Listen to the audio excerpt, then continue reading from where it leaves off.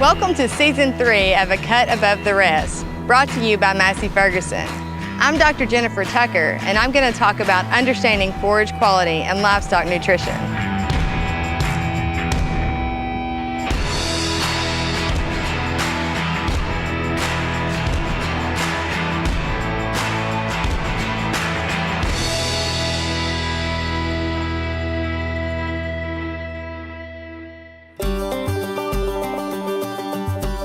Here in the Southeast, we are pretty lucky that we have a forage option growing almost year-round. So we have lots of forage options that can really meet our livestock needs, so we don't have to rely so much on additional supplementation and feeding, which is the ideal economic decision to make. And so you have to make sure that you spend the time and effort to make a high-quality forage product where you can meet the needs of our livestock animals. When you think about a high-quality forage, and when people ask what is a high-quality forage, there's a few things to consider. One, will they eat it, all right? And are they consuming it? It's gonna be consumed in high capacity. You know, it's gonna be a lot of dry matter intake that they're getting, but it's also gonna be a lot of forage that's meeting their nutritional needs. If we're working with a cow, say, we would ask, what is the current cow's weight? What stage of production is she in, and what are her nutritional needs from a forage standpoint? If we had a dry cow, so this would be a pregnant animal, her nutritional needs would be about a 48% TDN and a 7% crude protein. And that tends to be our lowest livestock need that we have without having to provide some level of supplementation. You don't want her gaining a lot. You want her to put that into that milk production that she's gonna have for that calf, because she's not going into the meat market immediately.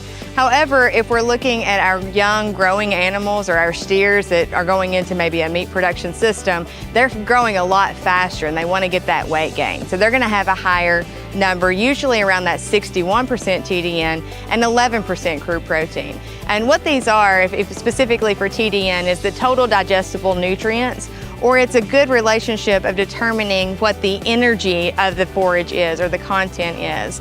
It's related to the carbohydrates, and like we use carbohydrates ourselves to get our energy. So it's really a good source for determining what the nutritional needs are and meeting those needs by looking at the TDN number. And so if you know those numbers and your targets and you know the quality of your forage, then you can decide how you're going to feed this baleage or this hay to our livestock animals. Our intentions are to use the baleage as a backgrounding option for our small growing steers to see if we can get some of that weight by using forages alone.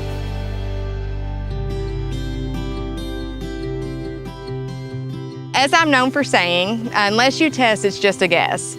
So we do provide forage quality analysis or forage testing that's available to let you know exactly what those nutrient parameters are in your forage. If we send in our forage samples, we'll have numbers like TDN, crude protein, NDF, ADF, but we also provide what is the RFQ, or the relative forage quality. So using the RFQ measure kind of puts all of our different forages on the same scale. So you could have different types of forage. You could have alfalfa versus a Bermuda grass or a Bahia grass, and you could rank your forage based on this parameter. It's a good tool for determining what livestock needs get your highest forage quality, and then maybe what forage doesn't meet a level that should be even fed.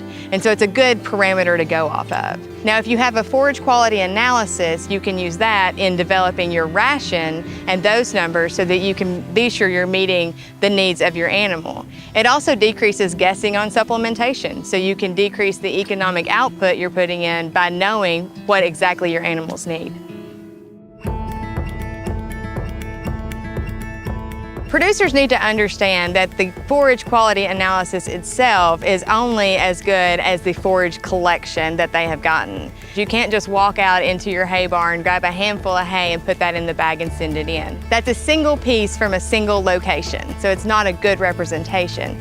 So you want to make sure that you get random samples and make sure that your sample collection is the best possible collection you can get. We do recommend using a hay corer to get these samples, especially in a hay or baleage situation. And if you don't have this equipment, you can contact your local county extension agent and they can come out and help you and collect that data for you. In summary, High-quality forages are the most economical way to meet our livestock's nutritional needs. Having a forage quality analysis is the best way to determine what the quality of our forage is and to use to develop rations for meeting our livestock needs. Remember to contact your county extension agent if you have questions about forage testing, ration development, or any other forage management issues you may have.